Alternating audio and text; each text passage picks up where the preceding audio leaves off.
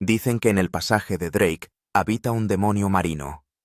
Los viejos lobos de mar cuchichean sobre ello en los bares de los puertos, sorbiendo ron fuerte y meneando la cabeza. Yo me reía de esas historias. Ahora, aferrándome con los dedos entumecidos a un fragmento de mástil, sé que tenían razón. Me llamo Marat Severtsev. Tengo 37 años, y he pasado los últimos 12 viajando por los océanos. Mi yate, el Selena, una preciosa embarcación de fibra de vidrio de 12 metros con mástil de aluminio, era mi hogar, mi fortaleza, mi libertad. Era. El pretérito suena como un chirrido de metal sobre cristal. Esta historia comenzó hace 7 días, cuando abandoné el último puerto argentino, Ushuaia, rumbo al Cabo de Hornos. Mi vuelta al mundo en solitario se acercaba a su culminación. El paso por el punto más meridional de América, el lugar donde el océano Atlántico se encuentra con el Pacífico, en una danza mortal. Me había preparado para esto durante años, estudiando rutas, mapas meteorológicos, escuchando las historias de los pocos que habían pasado por allí y regresado para contarlo. El tiempo el día de la partida fue favorable. Cielo despejado, viento de 6 nudos, y la previsión anunciaba un aumento hasta 15, pero nada catastrófico. Condiciones ideales para un regatista experimentado. Revisé el equipo 3 veces.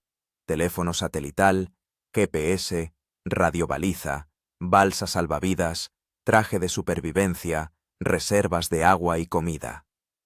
Todo estaba en su sitio. Todo funcionaba. Tenía confianza en mí mismo y en el Selena. Esta seguridad en mí mismo casi me cuesta la vida. Los 2 primeros días transcurrieron sin problemas. Navegaba con Génova y Mayor, disfrutando de un viento constante del suroeste. El agua brillaba con todos los tonos de azul, desde el índigo profundo hasta el azul celeste brillante. Los albatros acompañaban al yate, picando de vez en cuando hacia las olas en busca de alimento. Recuerdo mirarlos con admiración. Esas aves podían pasar años sin pisar tierra firme, convirtiéndose en verdaderos dueños de los elementos. Al tercer día, el cielo empezó a cubrirse de nubes por el oeste. Nada inusual en estas latitudes, pero el barómetro caía más rápido de lo que esperaba. Reduje la superficie bélica, cambié a un foque de tormenta y una mayor rizada. El Selena obedecía al timón a la perfección, superando las olas crecientes con la gracia de un depredador marino. Al atardecer, el viento había aumentado a 25 nudos. Puse el piloto automático en modo tormenta y bajé a la cabina para contactar con el servicio meteorológico. El teléfono satelital no captó la señal de inmediato. La conexión allí es caprichosa, como el humor de un adolescente. Cuando la conexión finalmente se estableció, las noticias fueron desalentadoras. El ciclón se mueve más rápido de lo previsto. La voz del meteorólogo se interrumpía con interferencias. Se espera que el viento aumente a 40 nudos en las próximas 6 horas. Recomendamos cambiar de rumbo inmediatamente y buscar refugio. Eché un vistazo al mapa. La bahía más cercana estaba a no menos de 80 millas. Con ese viento y oleaje creciente, corría el riesgo de no llegar a tiempo al refugio antes del pico de la tormenta. La alternativa era seguir avanzando hacia el Cabo de Hornos e intentar rodearlo antes de que la furia de los elementos se desatara por completo. El orgullo y el afán de aventura vencieron a la cautela. Decidí seguir adelante. Recibida la información. Continuaré la ruta. Respondí y colgué, sin esperar objeciones. La noche cayó sobre el océano de repente, como un telón de teatro. Las estrellas se ocultaron tras un denso manto de nubes, y el mundo se redujo a un círculo de luz de las luces de navegación y las crestas blancas de las olas que surgían de la oscuridad. No dormí, controlando cada movimiento del yate, cada ráfaga de viento. El piloto automático se desenvolvía bien, pero no confiaba en la electrónica en esas condiciones. A medianoche, El viento había aumentado a 35 nudos, y cambié al modo tormenta. Recogí todas las velas, dejando solo un minúsculo trinquete de tormenta. El Selena aminoró la marcha, pero mantuvo la maniobrabilidad, trepando por olas de la altura de un edificio de 2 pisos y deslizándose hacia los abismos que se abrían entre ellas. A las 2 de la madrugada, el radar mostró la proximidad de la costa. El Cabo de Hornos estaba ya cerca, una línea negra y dentada en la pantalla. En condiciones normales, me habría mantenido alejado de la costa a una distancia de al menos 10 millas, pero la tormenta me empujaba hacia tierra más rápido de lo que podía resistir. Intenté cambiar de rumbo, alejándome hacia mar abierto, pero el viento, que ahora alcanzaba los 40 nudos, no me dejaba margen de maniobra. A las 3:15 de la madrugada, ocurrió lo imprevisto. Una ola, más alta que las anteriores, se estrelló contra el Selena por estribor. Oí un crujido, el sonido de metal desgarrándose y plástico rompiéndose. El mástil se inclinó, los cabos se tensaron al máximo, y luego, con un estruendo ensordecedor, reventaron los obenques, los amarres que sujetan el mástil. La estructura de aluminio de 12 metros se desplomó sobre la cubierta, perforando el casco en 2 puntos. El agua entró a raudales por las brechas. Corrí hacia el equipo de emergencia, poniéndome el traje de supervivencia y activando la radiobaliza. La balsa salvavidas estaba amarrada a popa, pero llegar hasta ella a través del amasijo de restos del mástil y las velas parecía imposible. El Selena se escoraba cada vez más. El agua entraba más rápido de lo que las bombas podían achicarla. Comprendí que me quedaban minutos, quizás segundos. Agarrando la mochila de emergencia con agua, bengalas y barritas energéticas, salí a la cubierta. El viento casi me derriba y la lluvia me azotaba la cara, cegándome. A la luz de un relámpago vi los acantilados, negros, dentados, implacables, a no más de medio kilómetro. El Selena se escoró aún más, ahora casi echado de lado. Comprendí que ya no podría alcanzar la balsa salvavidas. Estaba bajo el agua. La única opción era aferrarme a un fragmento del mástil cuando el yate se hundiera del todo. No recuerdo el momento en que el Selena se fue a pique. Solo recuerdo el shock helado cuando una ola me cubrió por completo y la lucha desesperada por salir a la superficie, encontrar aire, encontrar algo a lo que agarrarme. Mis dedos palparon aluminio liso, una parte del mástil que se había roto y ahora flotaba en la superficie. Me agarré a él con la desesperación de un náufrago y dejé que las olas me alejaran de los acantilados, hacia el abierto estrecho de Drake, las aguas más turbulentas del planeta. Así comenzó mi lucha por la supervivencia. A mí, un experimentado navegante, ganador de regatas y conquistador de océanos, una tormenta en el Cabo de Hornos me había convertido en un bulto de carne indefenso, aferrado a un pedazo de un sueño roto. Pero aún respiraba. Y mientras uno respire, lucha. El amanecer me sorprendió a 5 kilómetros de la costa, si es que podía confiar en mis ojos agotados. La tormenta no amainaba. El estrecho de Drake rugía, mostrando todo el poder de su diabólico carácter. Las olas parecían surgir de la nada. Montañas de agua gris acero con crestas blancas de espuma, listas para engullir todo a su paso. El fragmento del mástil, convertido en mi balsa salvavidas, era un trozo de perfil de aluminio de 7 metros de largo con restos de aparejo y jirones de vela. Su peso y forma lo hacían sorprendentemente estable en ese caos. Se deslizaba por las olas como una aguja gigante que perfora un tejido de agua. Mi traje de neopreno, de 5 milímetros de grosor, me protegía de la hipotermia inmediata, pero sabía que en agua a unos 4 grados centígrados no tendría más de 24 horas antes de que la hipotermia fuera fatal. La mochila de emergencia, que milagrosamente no había perdido durante el naufragio, estaba sujeta a mi espalda. Una bolsa impermeable con lo más imprescindible. Lo primero que hice fue revisar la radiobaliza. El indicador rojo parpadeaba. La señal de socorro se emitía al éter. Pero ¿quién la escucharía aquí, en el fin del mundo? Los barcos más cercanos podían estar a cientos de kilómetros. La siguiente tarea fue sujetarme a mi improvisada balsa. Usé jirones del aparejo para atarme al mástil, dejando suficiente libertad de maniobra, pero evitando la posibilidad de ser arrastrado por una ola especialmente fuerte. Cada movimiento era difícil. Los dedos se entumecían por el frío, a pesar de los guantes de neopreno. Una vez asegurada la seguridad básica, me permití mirar a mi alrededor.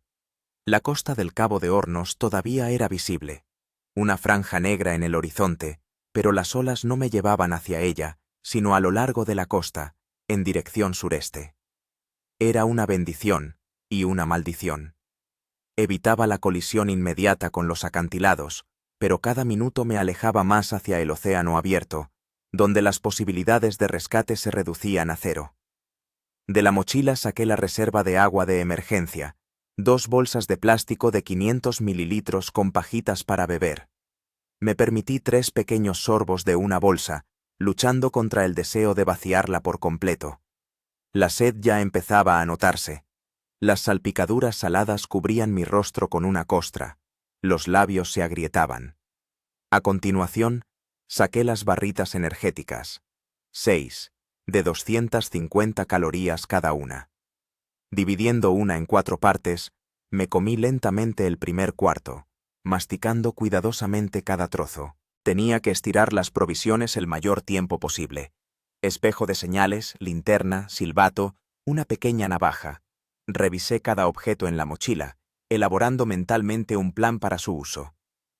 El tesoro más valioso resultó ser una radio satelital sellada herméticamente. Un modelo compacto con un panel solar para recargarla.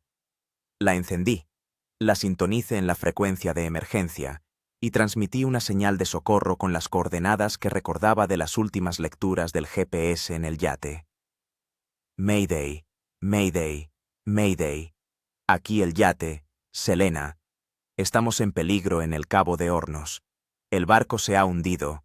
Un hombre en el agua sobre un fragmento del mástil. Necesitamos ayuda inmediata. Repetía este mensaje cada 15 minutos, ahorrando batería. No hubo respuesta. Solo el siseo de la interferencia y el aullido del viento. Hacia el mediodía me di cuenta de que la tormenta no tenía intención de amainar. Al contrario, parecía que estaba ganando fuerza. Las olas alcanzaban ahora una altura de 7 u 8 metros, y el viento había aumentado a 50 nudos. Mi balsa de mástil era sacudida como una astilla, sumergiéndome por completo bajo el agua a veces. Cada vez salía a la superficie, escupiendo y jadeando en busca de aire, agradeciendo al destino por haberme atado. El frío penetraba a través del traje de neopreno lentamente, pero inexorablemente. Sentía cómo se entumecían mis extremidades, cómo se ralentizaban mis pensamientos. La hipotermia comenzaba su trabajo mortal. Para combatirla, me obligaba a moverme. Doblaba y estiraba los brazos y las piernas, tensaba los músculos, generando calor interno. En un momento dado, me pareció ver un barco en el horizonte, una silueta oscura que se movía a través de una pared de lluvia. Agité los brazos frenéticamente y grité, aunque entendía lo absurdo de la intentona. Mi voz se perdía en el rugido de la tempestad. Saqué una bengala e intenté encenderla, pero el viento y las salpicaduras lo hacían imposible. Cuando por fin conseguí crear una chispa, la bengala se elevó al cielo como una estrella roja, pero el barco, si es que existía y no era una alucinación de mi cerebro agotado, continuó su camino sin variar el rumbo. Al caer la tarde del primer día, estaba completamente exhausto. Cada músculo de mi cuerpo clamaba de dolor, mis labios estaban agrietados hasta sangrar y mis ojos ardían por el agua salada. Me permití 3 sorbos más de agua y un cuarto de barrita energética. Tenía que contar solo conmigo mismo, y sabía que me esperaba una noche larga. El sol, que se había ocultado tras las nubes durante todo el día, asomó unos minutos en el horizonte antes del atardecer. Bajo su luz rojiza, vi que la costa había desaparecido por completo. Me había adentrado en el abierto pasaje de Drake. El pánico, que había estado reprimiendo todo el día, amenazaba con ahogarme. Cerré los ojos y me obligué a respirar lenta y profundamente. Piensa, Marat, piensa, me repetía. No eres el primero ni el último al que el océano pone a prueba. La gente ha sobrevivido en peores condiciones.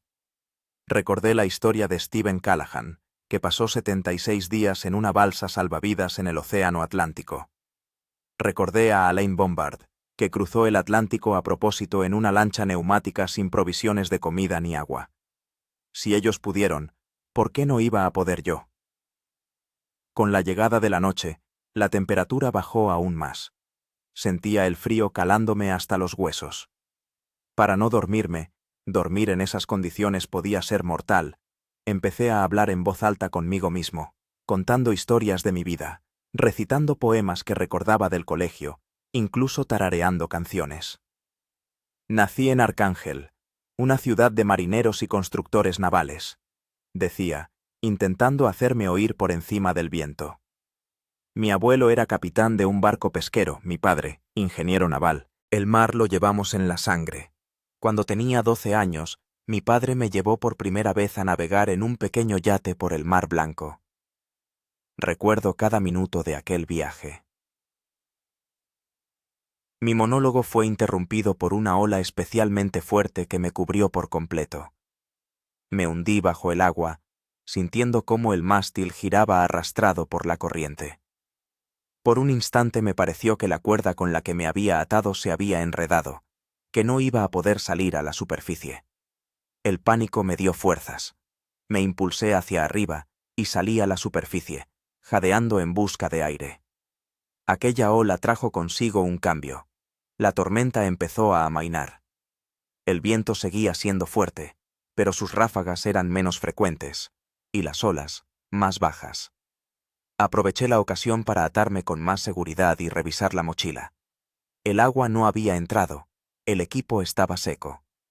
El cielo nocturno se despejó, mostrando una miríada de estrellas, increíblemente brillantes lejos de las luces de la ciudad. Localicé la Cruz del Sur, una constelación visible solo en el hemisferio sur, y la utilicé para determinar aproximadamente la dirección.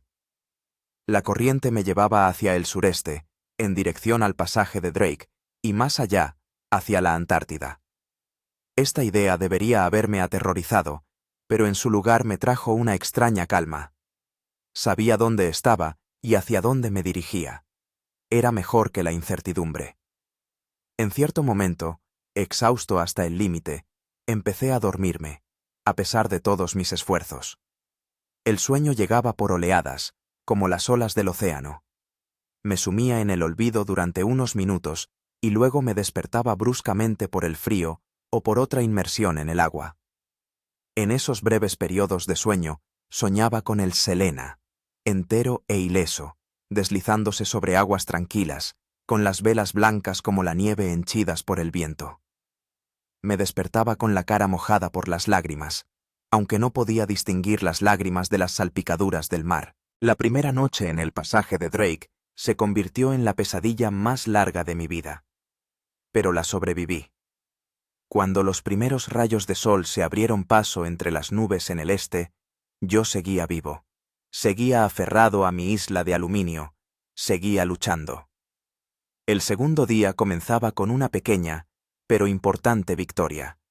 Había sobrevivido a las primeras 24 horas en las aguas más turbulentas del planeta. El segundo día trajo una tregua temporal. La tormenta se había alejado, dejando tras de sí un fuerte oleaje. Olas de 3 o 4 metros de altura, pero más regulares y predecibles. El viento amainó hasta los 20 nudos, lo que me permitió relajarme un poco y evaluar la situación sin tener que luchar constantemente por cada bocanada de aire. Lo primero que hice fue comprobar mi estado físico. Mis brazos y piernas se movían, aunque con dificultad. El traje de neopreno me protegía de una hipotermia crítica, pero no podía protegerme por completo de la exposición al agua helada. En la muñeca izquierda tenía una herida profunda por la fricción con la cuerda con la que me había atado al mástil. La sangre se había secado, pero la herida parecía limpia. Mis labios estaban agrietados por la sal y el viento, mi garganta me dolía por la sed. Me permití 4 pequeños sorbos de agua, uno más que ayer, una recompensa por haber sobrevivido a la primera noche. A continuación, me tomé otro cuarto de barrita energética, 250 kilocalorías, una cantidad ridículamente pequeña para un cuerpo que quema energía a triple velocidad para combatir el frío y las olas. No se veía la costa, ni el Cabo de Hornos, ni ninguna otra porción de tierra. Solo la inmensidad del desierto acuático a mi alrededor, un azul grisáceo, implacable. Por la posición del sol, calculé que seguía siendo arrastrado hacia el sureste, adentrándome en el océano abierto, cada vez más lejos de las rutas marítimas y de cualquier posible ayuda. Volví a encender la radio y transmití una señal de socorro, pero la única respuesta fue el siseo del éter. La batería había bajado al 70%. Coloqué el dispositivo sobre un resto del mástil, de modo que el panel solar pudiera captar los escasos rayos que se filtraban a través de las nubes. Ahora que la amenaza inmediata de ahogarme había remitido, otras preocupaciones pasaban a primer plano. La deshidratación, el hambre, la hipotermia y la presión psicológica del aislamiento. Sabía que tenía que actuar metódicamente, aprovechando cada oportunidad para mejorar mi situación. Los jirones de vela, aún sujetos al mástil, captaron mi atención. Con una pequeña navaja del kit de emergencia, corté varias tiras de tela resistente. Envolví una alrededor de mi cabeza, creando una protección improvisada contra el sol y las salpicaduras. Con otras 2, fabriqué una especie de hamaca, sujetándolas entre las partes salientes del mástil, de manera que pudiera elevar la parte superior del cuerpo sobre el agua. Esta pequeña mejora resultó ser increíblemente eficaz. Ahora podía sacar periódicamente el torso del agua, permitiendo que el traje de neopreno se secara un poco y que mi cuerpo entrara en calor. Además, en esta posición podía dormir durante breves periodos sin riesgo de ahogarme con una ola inesperada. Alrededor del mediodía, el sol salió completamente de detrás de las nubes y la temperatura del aire subió hasta unos confortables 10 grados. Aproveché para quitarme parcialmente el traje de neopreno y examinar mi cuerpo. La piel del pecho y la espalda había adquirido un extraño tono azulado y pálido, signo de una hipotermia prolongada. En las caderas y las rodillas se veían cardenales por los golpes contra el mástil durante la tormenta. El calor del sol era una bendición. Exponía mi rostro a los rayos, sintiendo cómo la vida volvía a los tejidos congelados. En ese momento de relativa comodidad, mis pensamientos volvieron inevitablemente a las causas de la catástrofe. ¿Por qué no hice caso a la advertencia del servicio meteorológico? ¿Por qué decidí continuar la travesía cuando todo indicaba la inminencia de una fuerte tormenta? ¿Orgullo? ¿Presunción? ¿Deseo de demostrar algo a mí mismo o a los demás? Recordé mi última noche en Ushuaia antes de zarpar. En un pequeño bar del puerto, entablé conversación con un pescador local, un anciano con el rostro surcado de arrugas como un mapa de corrientes marinas. «El Cabo de Hornos no perdona los errores, señor», me dijo, sorbiendo mate de una calabaza tradicional. No solo pone a prueba su habilidad para gobernar un barco, sino también su corazón. Muchos vienen aquí pensando que están preparados, pero solo el mar decide quién es digno de pasar. Entonces sonreí con condescendencia, pensando que el viejo simplemente repetía las supersticiones locales. Ahora, sus palabras resonaban en mi cabeza como una profecía. Mis cavilaciones fueron interrumpidas por una salpicadura repentina cerca del mástil. A pocos metros de mí, un negro triángulo dorsal sobresalía del agua. ¿Un tiburón? El corazón me dio un vuelco. La adrenalina espantó al instante los restos de somnolencia. Me preparé para lo peor, apretando en mi mano la navaja, un arma inútil contra un depredador marino, pero lo único que tenía. La aleta apareció de nuevo, seguida de una segunda, una tercera. Y entonces las vi por completo. Delfines. No menos de 10 cuerpos blancos y negros saltaron sincrónicamente del agua a unos 20 metros de mí. Orcas.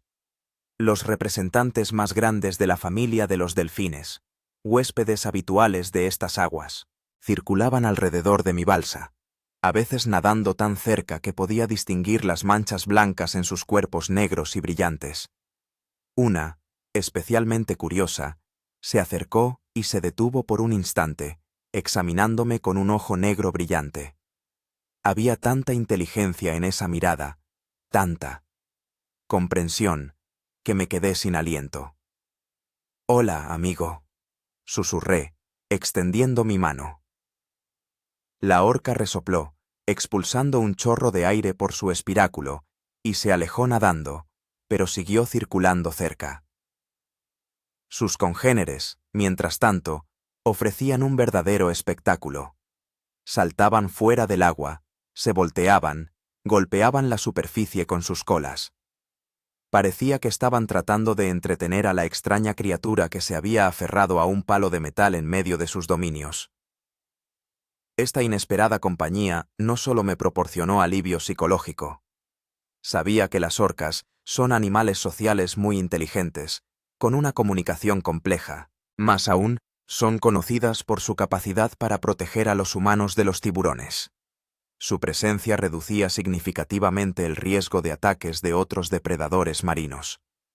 Las orcas permanecieron conmigo durante 1 hora. Luego, tan repentinamente como aparecieron, desaparecieron en la profundidad. Su visita dejó una extraña sensación, como si hubiera recibido una bendición de los amos de estas aguas, una señal de que reconocían mi derecho a luchar por la vida en sus dominios. Hacia el atardecer, el tiempo volvió a empeorar.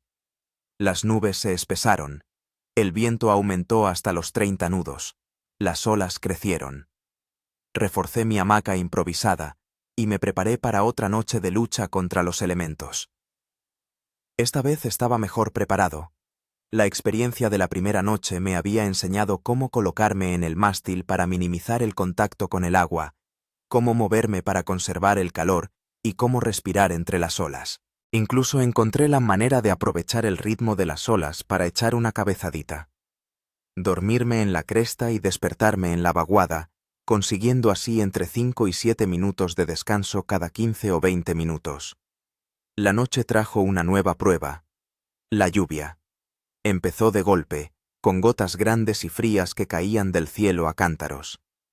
Al principio, lo vi como un problema más. Más agua, más frío. Pero entonces caí en la cuenta de que también era una oportunidad para reponer mis reservas de agua dulce. Extendí un trozo de vela, creando un pequeño embudo para recoger el agua de lluvia, y la dirigí a una botella vacía de agua potable.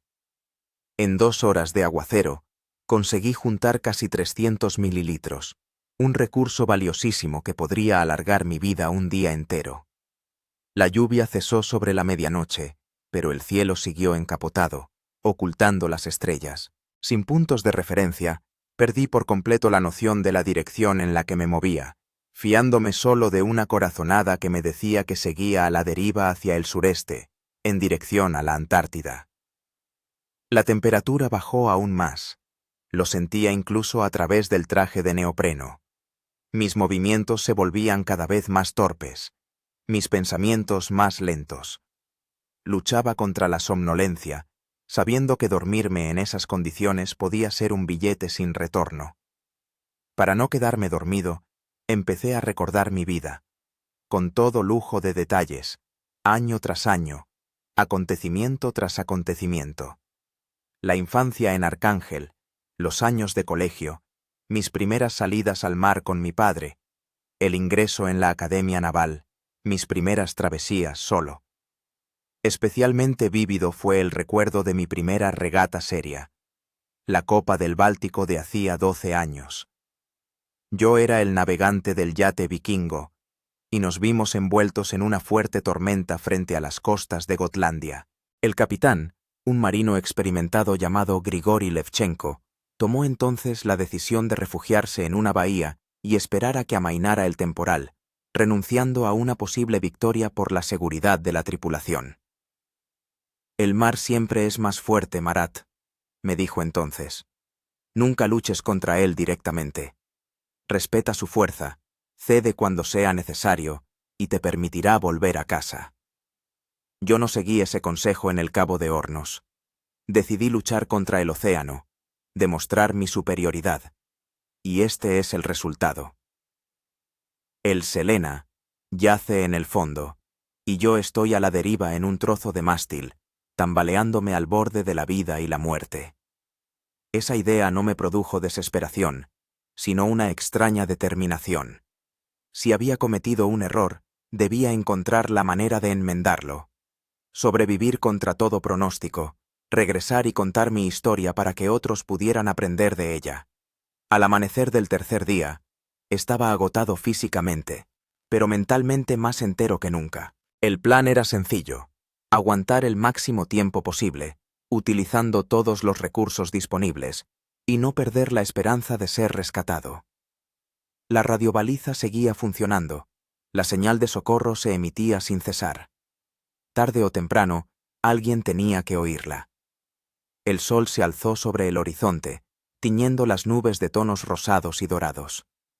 Observaba ese majestuoso espectáculo de la naturaleza y pensaba que, quizá, no mucha gente había visto amanecer en el estrecho de Drake desde esa perspectiva. Tumbado en un trozo de mástil en medio de las aguas embravecidas. Era una belleza que rayaba en el horror, una grandiosidad mezclada con un peligro mortal. Yo era solo un hombre, una mota de polvo en las escalas cósmicas del océano. Pero era una mota de polvo viva, con voluntad de lucha y una mente capaz de encontrar soluciones incluso en las situaciones más desesperadas.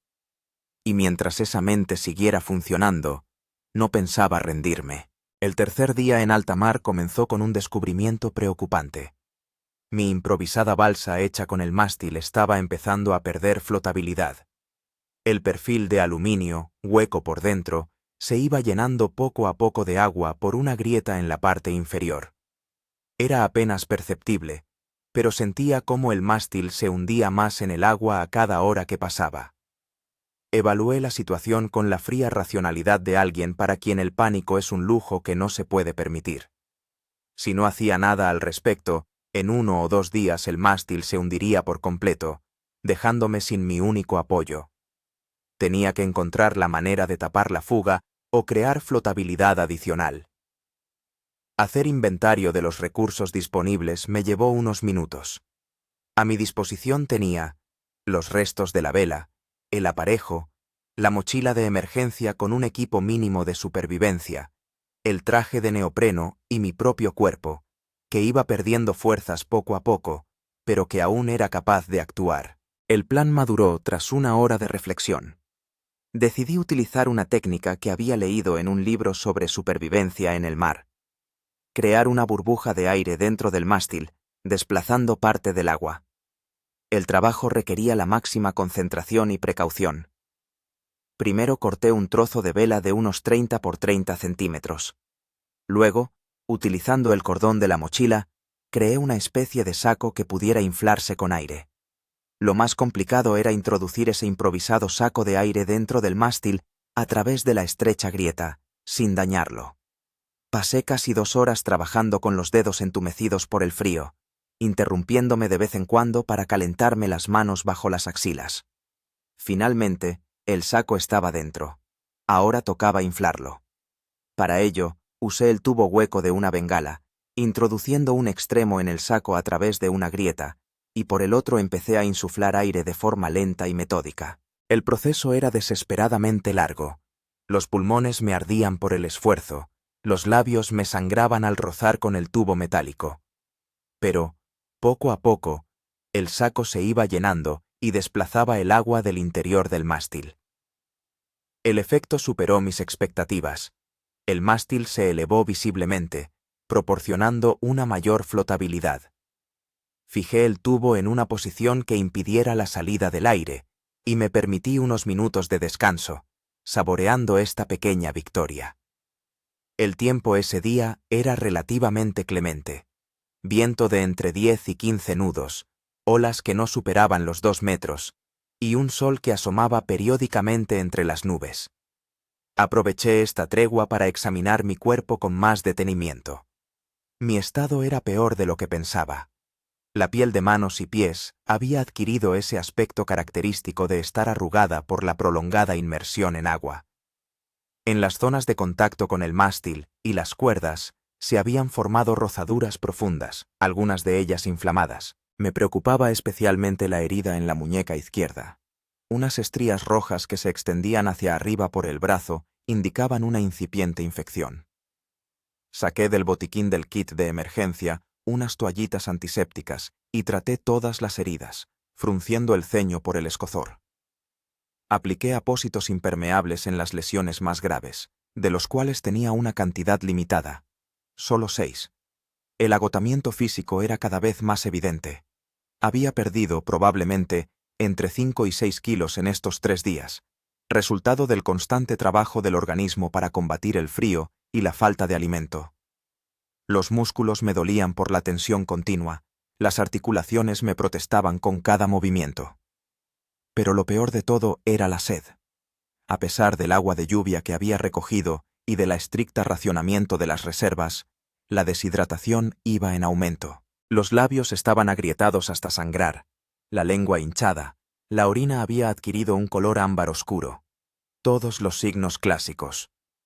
Sabía que una persona puede sobrevivir sin agua un máximo de 3 o 4 días, y ese plazo se reduce con el esfuerzo físico y el estrés. Mis reservas estaban llegando a su fin. Quedaban unos 300 mililitros en la botella y aproximadamente la misma cantidad en el paquete de emergencia. La solución me llegó de forma inesperada, mientras observaba el condensado que se formaba en la superficie interior de un trozo de polietileno con el que había cubierto parte de la mochila para protegerla de las salpicaduras. Un destilador solar. Podría usar el calor del sol para evaporar agua de mar y recoger el condensado. La construcción era primitiva, pero eficaz. Coloqué el trozo de plástico sobre una pequeña hendidura en el mástil, donde vertí agua de mar. El sol calentaba el agua, el vapor se condensaba en la superficie interior fría del plástico y goteaba en un recipiente improvisado. La tapa de un termo del kit de emergencia. La producción era escasa, unos 50 mililitros por cada 3 horas de funcionamiento del sistema, pero cada gota de agua dulce valía su peso en oro. Al atardecer, había recogido casi 100 mililitros, una pequeña pero importante adición a mis menguantes reservas. Con la llegada del crepúsculo, la temperatura descendió bruscamente.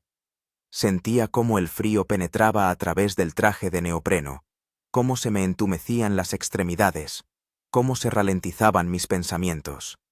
La hipotermia, una compañera constante en estas aguas, estrechaba su agarre. Para combatirla, recordé una técnica que había aprendido durante los entrenamientos de supervivencia. Un método para conservar el calor conocido como HELP, Heat Escape Lessening Position. Llevé las rodillas al pecho, las abracé con los brazos, minimizando la superficie de contacto del cuerpo con el agua. En esta postura, que recordaba a la posición fetal, la pérdida de calor se reducía significativamente.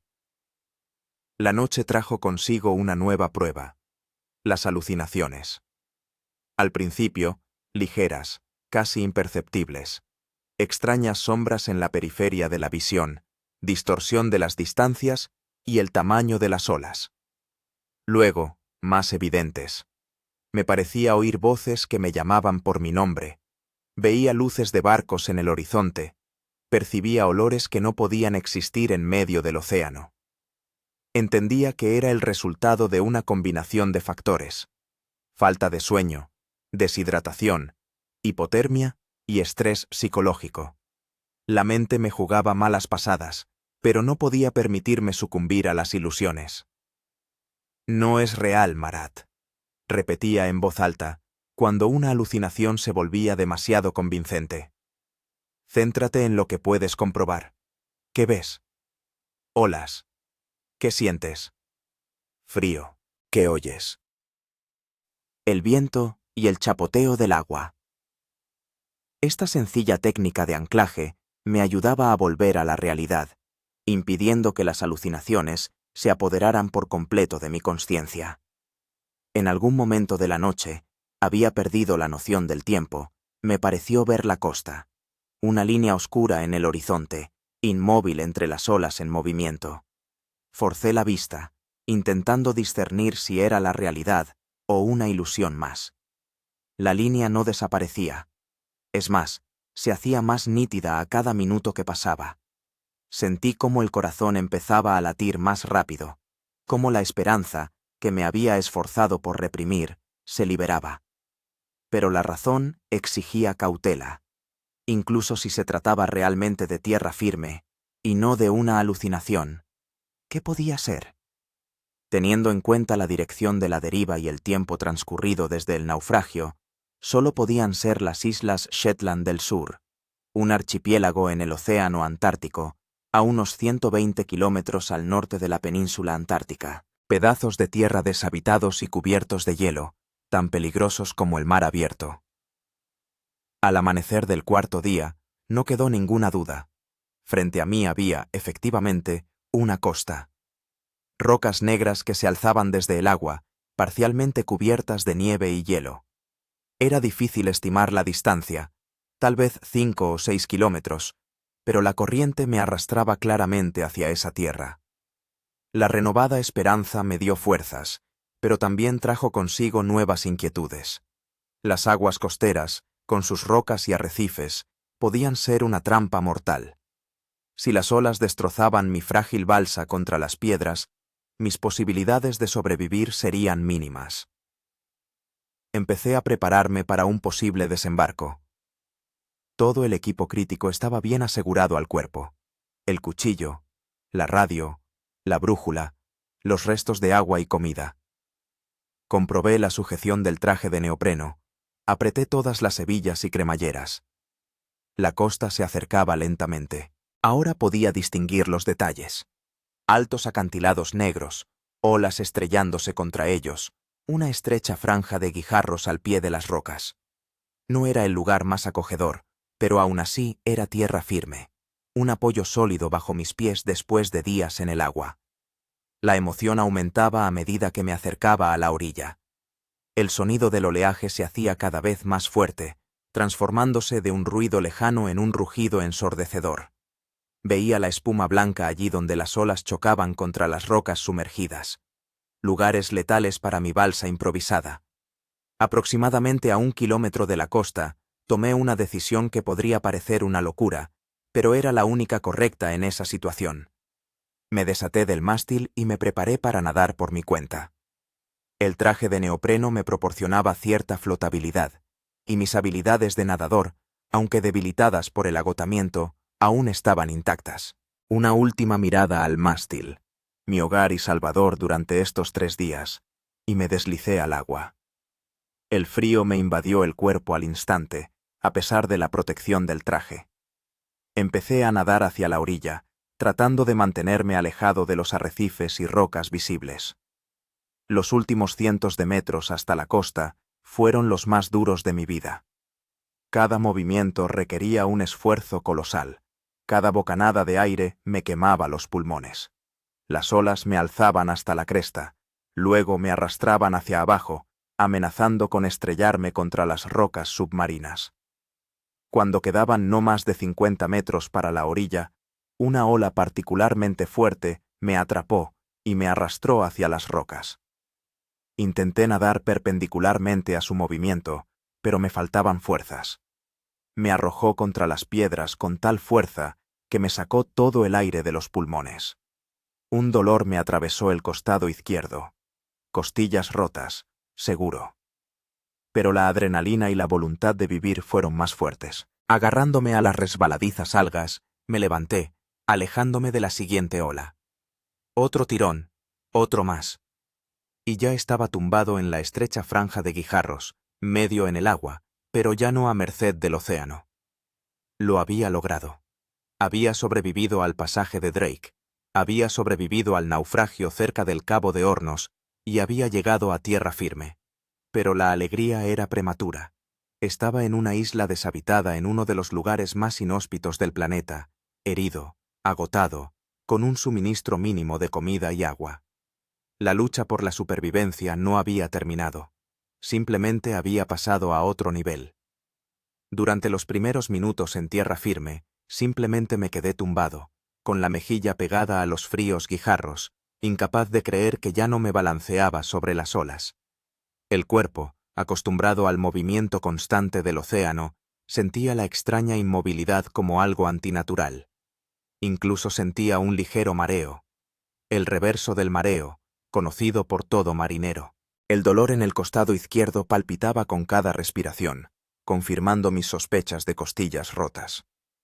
Palpando cuidadosamente la zona dañada, conté al menos 2 fracturas. No era mortal, pero limitaba seriamente la movilidad y aumentaba el riesgo de daños internos con movimientos bruscos. Reuniendo todas mis fuerzas, me senté y miré a mi alrededor. La costa era una estrecha franja de guijarros gruesos, encajada entre el océano y acantilados escarpados de al menos 30 metros de altura. La playa, si es que se podía llamar así, se extendía unos 200 metros en ambas direcciones, terminando en cabos rocosos que se adentraban en el mar. Era alrededor del mediodía, a juzgar por la posición del sol, que aparecía periódicamente entre las nubes desgarradas. La temperatura era probablemente de unos 5 grados sobre cero, pero el viento penetrante del océano creaba una sensación de mucho más frío. La tarea primordial era encontrar refugio. Permanecer en la playa al aire libre con el traje de neopreno mojado significaba una hipotermia garantizada y la muerte en cuestión de horas. Me puse de pie lentamente, haciendo una mueca de dolor en las costillas, y empecé a inspeccionar las rocas en busca de una grieta o cueva. Mientras me movía a lo largo de la costa, encontré lo que buscaba a unos 100 metros del lugar del desembarco.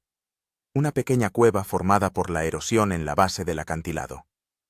La entrada era lo suficientemente ancha como para pasar sin agacharse, y el espacio interior, de aproximadamente 3 por 4 metros, permitía no solo resguardarse del viento, sino también encender un fuego, si lograba encontrar algo combustible. Dentro de la cueva reinaba una sequedad relativa, aunque el suelo estaba cubierto por una fina capa de arena y grava menuda arrastradas por las olas de la tormenta. El techo se alzaba a una altura de unos 2 metros, lo suficiente para estar de pie. Pero lo más importante era que no había corrientes de aire, lo que daba esperanzas de conservar el calor. Lo primero que hice fue quitarme el traje de neopreno y quedarme en la ropa térmica que, afortunadamente, se había mantenido relativamente seca gracias a la calidad del neopreno. Después de colgar el traje en una repisa de la roca para que se secara, me dediqué a inventariar lo que había sobrevivido al periplo marítimo. La radiobaliza seguía funcionando. El indicador rojo parpadeaba con la misma frecuencia. La radio se encendió, pero la carga de la batería había caído al 20%. Transmití una señal de socorro actualizada, indicando que me encontraba en la costa, presumiblemente en una de las islas Shetland del Sur. Como antes, no hubo respuesta. En la mochila de emergencia se habían conservado una brújula, una navaja multiusos, un pedernal, un pequeño rollo de cuerda de paracaídas, 2 barritas energéticas, unos 200 mililitros de agua, un espejo de señales, una pequeña linterna y un botiquín con un juego básico de medicamentos. No era gran cosa para sobrevivir en una isla desierta en latitudes subantárticas, pero era mucho más que nada. La siguiente tarea era buscar agua dulce, el recurso más crítico. Decidí explorar la costa en ambas direcciones, con la esperanza de encontrar un arroyo que bajara de las rocas, o al menos un lugar donde pudiera recoger agua de lluvia. El movimiento me causaba dolor, pero me obligaba a seguir adelante, entendiendo que la inacción en tal situación equivalía a la muerte. Dirigiéndome primero hacia el este, rodeé un cabo rocoso y descubrí que la costa continuaba unos 500 metros más, ensanchándose gradualmente. En el punto más lejano de visibilidad, divisé una mancha oscura, posiblemente otra cueva o una grieta. Pero el principal hallazgo fue un delgado arroyo que fluía por la roca a unos 300 metros de mi refugio. El agua era cristalina y helada. agua de deshielo del glaciar que cubría la parte superior de la isla. Bebí con avidez, llené ambos recipientes, e incluso me permití el lujo de lavarme la cara, eliminando la sal del rostro y del pelo. Mientras regresaba a mi cueva, recogía todo lo que pudiera ser útil. Trozos de madera arrastrados por el mar, un hallazgo raro en estos lugares, manojos de algas secas que podrían servir como yesca, piedras inusuales adecuadas para herramientas primitivas. Un hallazgo especialmente valioso fue una red de pesca, probablemente parte del equipo perdido por los pescadores y arrojado a la costa por una tormenta. Aunque estaba dañada en varios puntos, la mayor parte se conservaba en condiciones de uso. Con ella, tenía la posibilidad de obtener comida del océano. Al atardecer, regresé a la cueva, cargado con mi botín. El sol ya se estaba poniendo en el horizonte, tiñendo las nubes con fantásticos tonos de naranja y púrpura. La temperatura bajaba rápidamente. Lo sentía incluso a través de la ropa térmica. La prioridad era encender un fuego. Utilizando las algas recogidas como yesca y pequeños trozos de madera como combustible principal, intenté sacar una chispa con el pedernal. Los dedos, que aún no habían recuperado por completo la sensibilidad después de días en agua helada, no me obedecían bien. Necesité casi 20 minutos de intentos continuos antes de que una pequeña chispa finalmente encendiera las algas secas. Avivé cuidadosamente la llama, añadiendo gradualmente trozos de madera cada vez más grandes. El fuego era pequeño, la reserva de combustible duraría como máximo un par de horas, pero incluso ese calor parecía una bendición divina después de días pasados en agua helada. A la luz de la llama, me desinfecté las heridas con antiséptico del botiquín y me puse vendajes en las más graves. Con las costillas era más complicado. Sin la posibilidad de aplicar un vendaje de fijación adecuado, solo me quedaba intentar moverme con cuidado y no respirar hondo. Después de comer la mitad de la barrita energética y beber algunos sorbos de agua, me acomodé junto al fuego, sintiendo por primera vez en 4 días una relativa comodidad. El cansancio me invadía por oleadas, los párpados se me hacían pesados, los pensamientos se volvían confusos. Antes de permitirme dormir, dispuse en el suelo de la cueva un gran signo SOS hecho con piedras, por si acaso los rescatistas estuvieran inspeccionando la costa desde el aire. Luego, echando al fuego los últimos trozos de madera, me sumergí en el primer sueño reparador en muchos días. Me desperté por el frío. El fuego se había apagado hacía tiempo, y la temperatura en la cueva había bajado casi a 0. Afuera aún estaba oscuro, pero los primeros indicios del amanecer ya aparecían en el horizonte oriental. Me sentía a la vez descansado y destrozado. El sueño había restaurado mis fuerzas mentales, pero había acentuado los daños físicos. Cada músculo, cada articulación respondía con dolor al movimiento. Un nuevo día requería un nuevo plan. Entendía que me encontraba en una situación crítica, en una isla desierta, lejos de las rutas marítimas, con provisiones mínimas y con heridas. La esperanza de un rescate rápido era mínima. Incluso si mi radiobaliza hubiera sido detectada, la organización de una operación de rescate en estas latitudes podría llevar días, si no semanas. Por lo tanto, tenía que prepararme para una larga estancia. Elaboré una lista mental de prioridades: mejorar el refugio, asegurar una fuente constante de calor, crear una reserva de alimentos e instalar señales más visibles para los equipos de rescate. Lo primero que hice fue dirigirme al arroyo para lavarme y reponer mi reserva de agua. El sol de la mañana ya iluminaba las cimas de los acantilados, pero sus bases aún permanecían en la sombra. El aire era cristalino, impregnado de aromas a sal y algas marinas. De regreso, noté algo que había pasado por alto el día anterior: una pequeña colonia de pingüinos en el extremo más alejado de la playa. Alrededor de 20 aves se movían torpemente sobre los guijarros, zambulléndose ocasionalmente en el océano en busca de alimento. Sabía que en estas latitudes habitaban principalmente pingüinos antárticos. Aves no muy grandes, con unas características cejas blancas sobre los ojos. Su presencia significaba una posible fuente de alimento, no las propias aves, por supuesto. No estaba tan desesperado, ni tenía medios para cazar, pero sus huevos podrían ser una valiosa fuente de proteínas si lograba encontrar los nidos. Además, observar a los pingüinos podría darme pistas sobre otras fuentes de alimento. Se alimentaban de pequeños peces y krill, que podrían estar a mi alcance con la red que había encontrado. De vuelta en la cueva, me dediqué a mejorar el refugio. Utilizando piedras de la playa, construí una pequeña pared en la entrada, dejando solo un estrecho pasaje. Esto redujo significativamente la entrada de viento al interior. Luego, construí un lecho primitivo con piedras planas cubiertas de algas secas. No era la cama más cómoda, pero sí mucho mejor que el frío suelo de piedra. Para una fuente constante de calor, necesitaba un combustible fiable. Había poca madera en la costa, y se acabaría rápidamente. Recordé que en el Ártico y la Antártida tradicionalmente utilizaban grasa de animales marinos para iluminar y dar calor. Si lograba pescar algún pez, su grasa podría servir como combustible para una lámpara rudimentaria. Con esta idea en mente, fui a instalar la red de pesca. Escogiendo un lugar donde los acantilados costeros formaban una pequeña cala, fijé la red entre las rocas de forma que las corrientes de la marea pasaran a través de ella. Era una trampa primitiva, pero eficaz, que podía funcionar sin mi presencia constante. La siguiente tarea fue crear una señal más visible para los equipos de rescate. Recogí en la playa todos los trozos grandes de madera y otros objetos arrojados por el mar y los apilé en un lugar despejado para hacer una hoguera. Junto a ella, formé con piedras una enorme señal de SOS, bien visible desde el aire.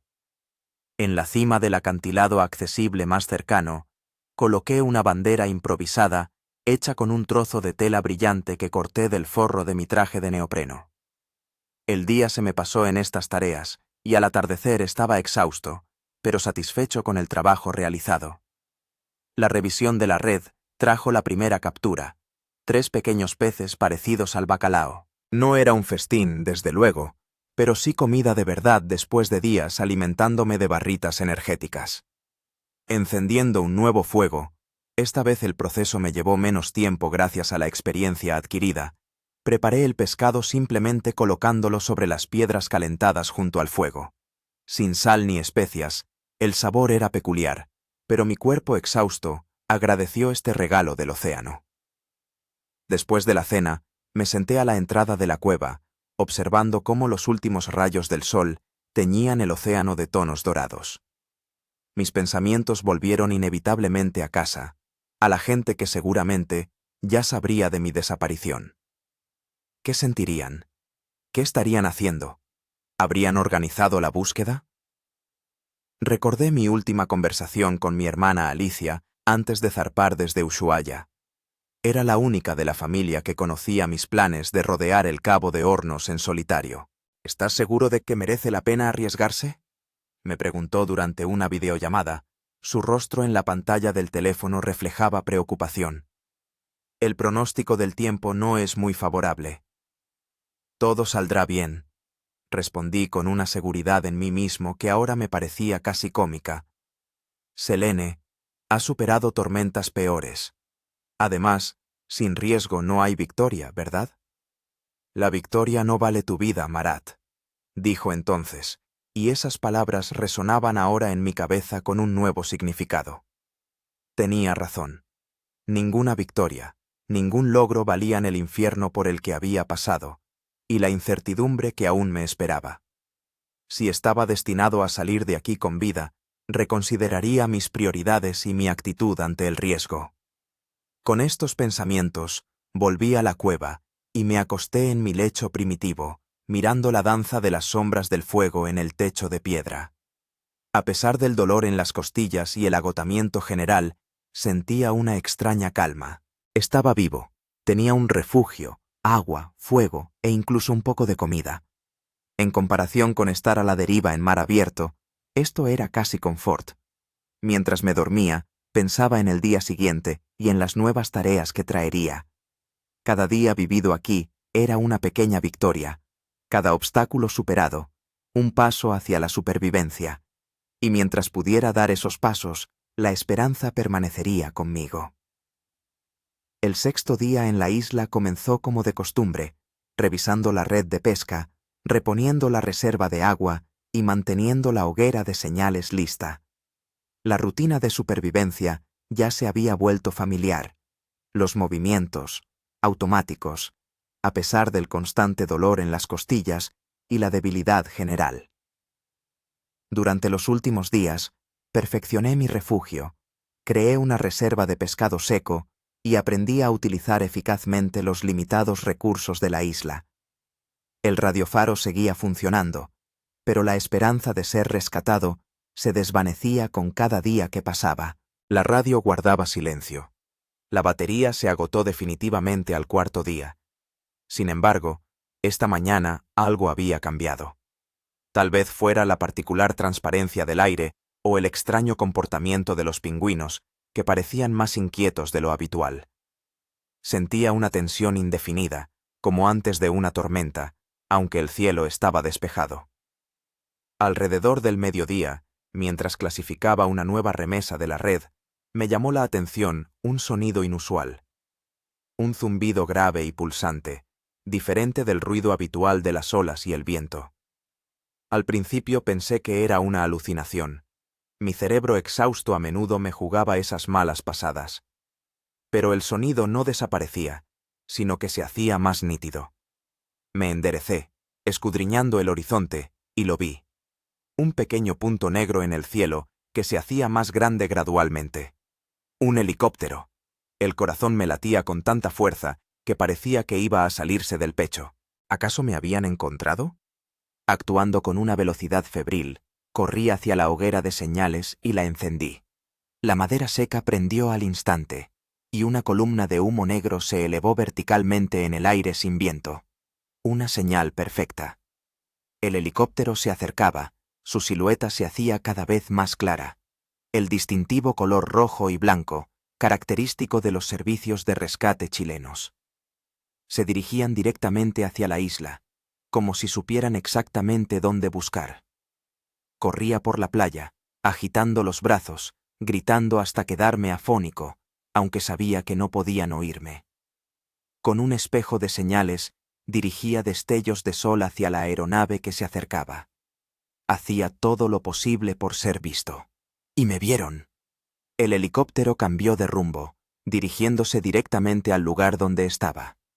Descendiendo hasta una altura de unos 50 metros, se quedó suspendido sobre la playa, levantando remolinos de arena y grava fina. Desde la puerta abierta apareció una figura con un mono naranja brillante, un rescatista, preparándose para descender. Me arrodillé, incapaz de contener la emoción. Las lágrimas corrían por mi rostro, mezclándose con las salpicaduras de agua salada levantadas por el flujo de aire de las hélices. El rescate había llegado. La pesadilla estaba terminando. El rescatista descendió por el cable con rapidez profesional, aterrizando a pocos metros de mí. Un hombre alto, con una barba canosa corta y un rostro que expresaba la serena confianza de alguien que hace su trabajo. «Marat Severtsev», gritó en inglés, superando el ruido del helicóptero.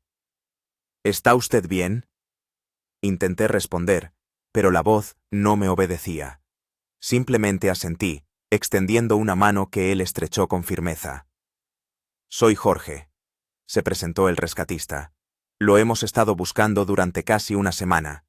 La señal de su faro fue detectada, pero el clima no permitía organizar una operación de búsqueda. ¿Puede caminar?» Volví a asentir, tratando de reunir fuerzas. La idea de tener que abandonar la isla, que se había convertido en mi hogar y mi prisión a la vez, me produjo una extraña sensación, una mezcla de inmenso alivio y ligera nostalgia. «Tengo las costillas rotas», dije, finalmente encontrando la voz, «y estoy muy débil, pero puedo caminar». Jorge me examinó rápidamente, prestando especial atención a las costillas y a las heridas visibles. Luego me ayudó a ponerme un arnés de rescate, explicando que nos subirían juntos al helicóptero. «Agárrese fuerte», dijo, sujetándome con un brazo y dando una señal a la tripulación con el otro. El cable se tensó y nos elevamos del suelo. El ascenso fue suave, pero cada movimiento hacía que me dolieran las costillas dañadas. Apreté los dientes, concentrándome en la idea de que ese dolor era el último precio por el rescate.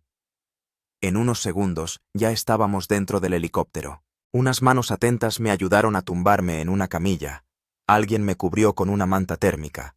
Alguien me colocó una máscara de oxígeno en la cara. Las voces y los rostros se fundieron en un caleidoscopio de sensaciones demasiado intensas para mi cerebro exhausto. «Todo está bien», decía el médico, inyectando algo en una vena de mi brazo. «Está a salvo. Ahora vamos a volar a Punta Arenas, donde lo examinarán en el hospital». Quería preguntar cómo me habían encontrado, quién había organizado la búsqueda, si mi familia sabía que estaba vivo. Pero la medicina inyectada en la vena empezó a hacer efecto, cubriendo mi conciencia con una suave manta de sueño. Lo último que recuerdo antes de desconectarme es la vista de la isla desde arriba, empequeñeciendo gradualmente, convirtiéndose en un punto diminuto en el océano infinito. Desperté en el hospital de Punta Arenas, la principal ciudad de la Patagonia chilena. Las paredes blancas, el olor a desinfectante, el suave pitido de los equipos médicos, todo parecía irreal después de los días pasados en la isla desierta. Junto a la cama estaba sentada una enfermera, una joven con ojos amables y una cálida sonrisa. Al notar que había despertado, se acercó. «Buenos días, señor Severtsev», dijo en español con un fuerte acento. «¿Cómo se siente?» «Vivo», respondí con voz ronca, y agradecido por ello. Ella me ayudó a beber agua corriente normal de un vaso de plástico, que me pareció néctar de los dioses después de los días racionando cada gota. «El médico llegará pronto», dijo la enfermera. «Mientras tanto, hay alguien que está deseando verle». Salió, y, un minuto después, la puerta se abrió de nuevo. En el umbral estaba mi hermana Alicia, pálida, con ojeras, pero con una expresión de felicidad en el rostro que es imposible describir con palabras. «Marat», se abalanzó hacia la cama, abrazándome con cuidado para no molestar los numerosos tubos y sensores. «Dios mío, estás vivo. Teníamos tanto miedo». La abracé también, sintiendo cómo las lágrimas volvían a asomar a mis ojos. Solo ahora, al ver la reacción de mi hermana, me daba cuenta realmente de lo que habían pasado mis seres queridos durante estos días.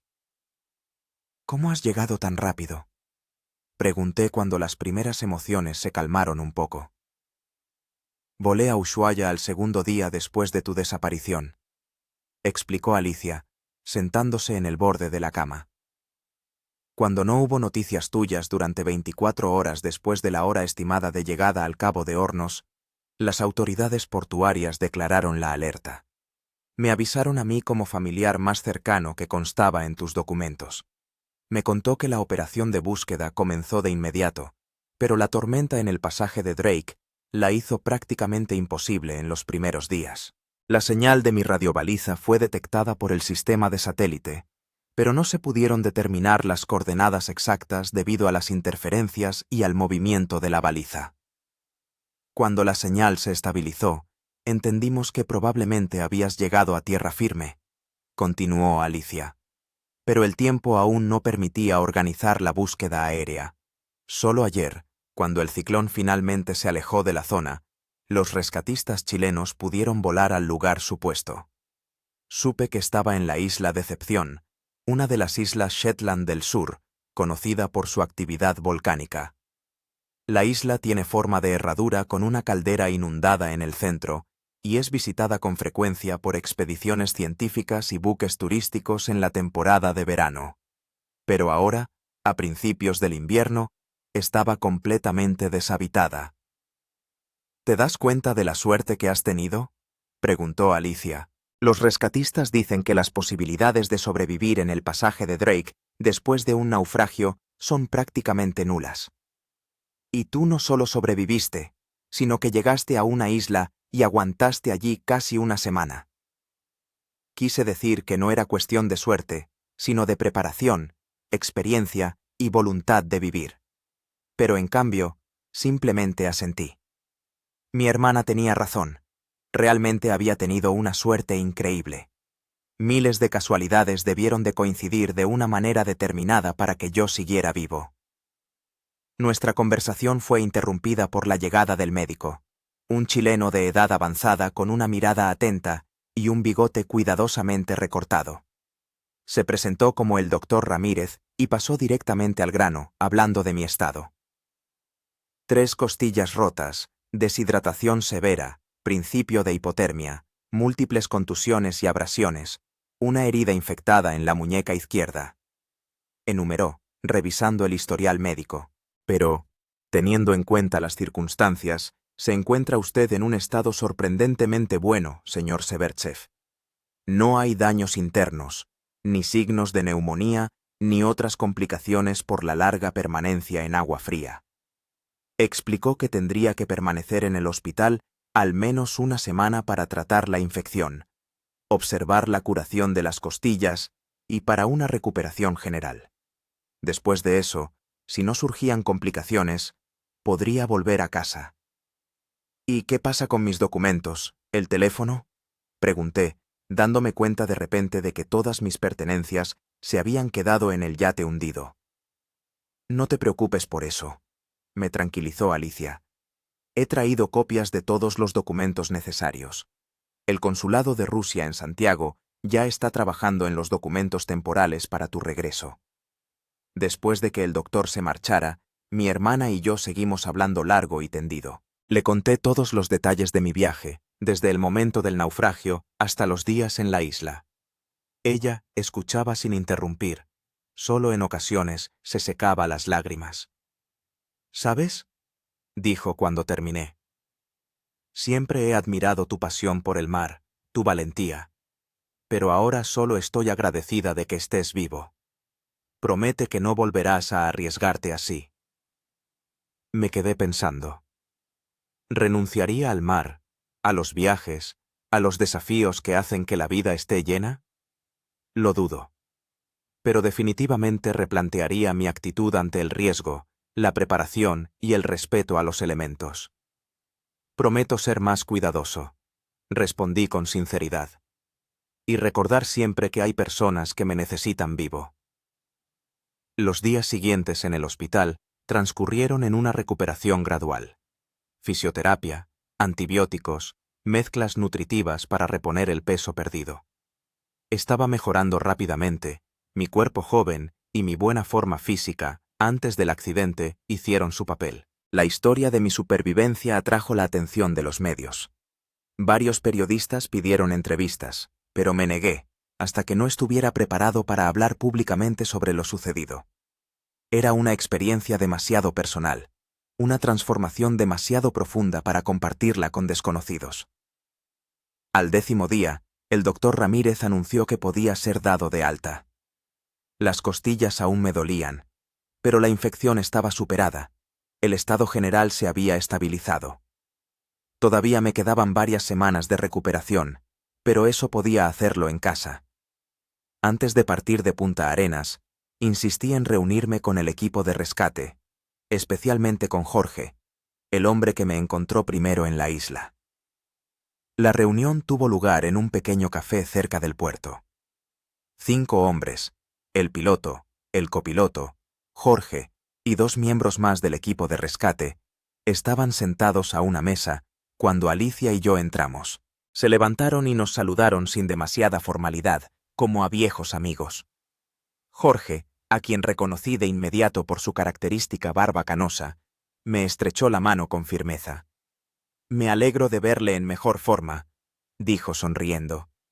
«Cuando le encontramos, usted tenía un aspecto, digamos que había visto días mejores». Le devolví la sonrisa, sin saber cómo expresar la gratitud que me desbordaba. Las palabras parecían insuficientes para agradecer a las personas que me habían devuelto la vida. «No sé cómo darles las gracias», dije finalmente. «Lo que hicieron es nuestro trabajo», me interrumpió el piloto, que se presentó como Carlos. «Y créame, No ha sido la operación más complicada que hemos realizado. Usted hizo todo lo correcto.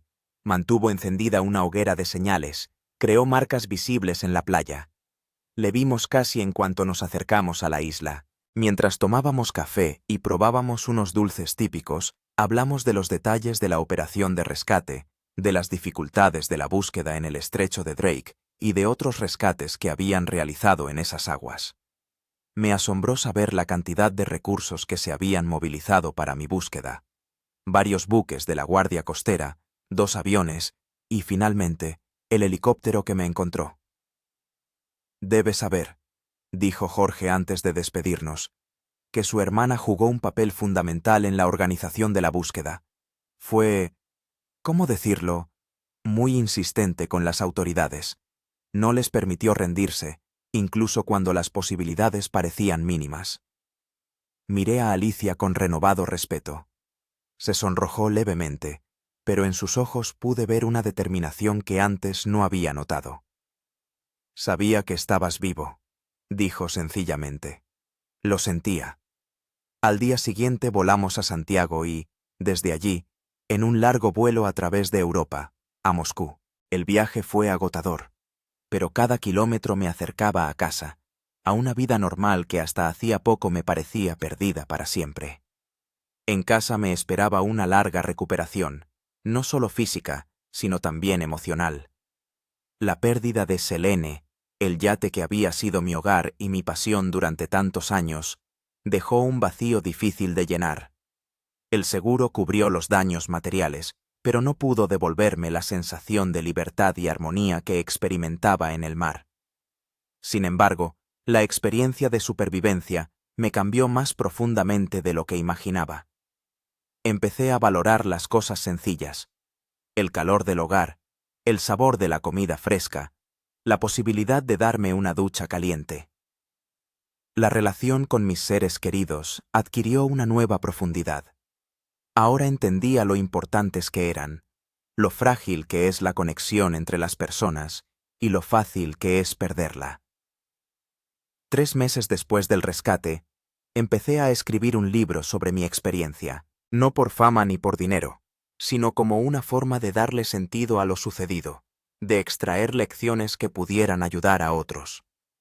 El proceso de escritura fue terapéutico. Me ayudó a estructurar recuerdos caóticos, convirtiendo la pesadilla en una historia con un principio, un desarrollo y un final. Y en este proceso comprendí lo fundamental: mi viaje no terminó en el estrecho de Drake. Continúa, tomando nuevas formas, conduciendo a nuevos horizontes. La tormenta en el Cabo de Hornos no me quebró, me templó, me enseñó a respetar los elementos y mis propias limitaciones. Sé que volveré al mar. No inmediatamente, no solo, quizás no al Cabo de Hornos. Pero el agua llama, como siempre ha llamado, y responderé a esa llamada cuando esté preparado. Mientras tanto, aprendo a vivir de nuevo, valorando cada día como un regalo, cada respiración como una victoria. Porque, en última instancia, de eso se trata la verdadera supervivencia. No solo de seguir con vida, sino de conservar la humanidad, la capacidad de amar y soñar incluso en las pruebas más duras. Y por esta lección estoy agradecido incluso a la tormenta que casi me arrebata la vida en el mismísimo fin del mundo.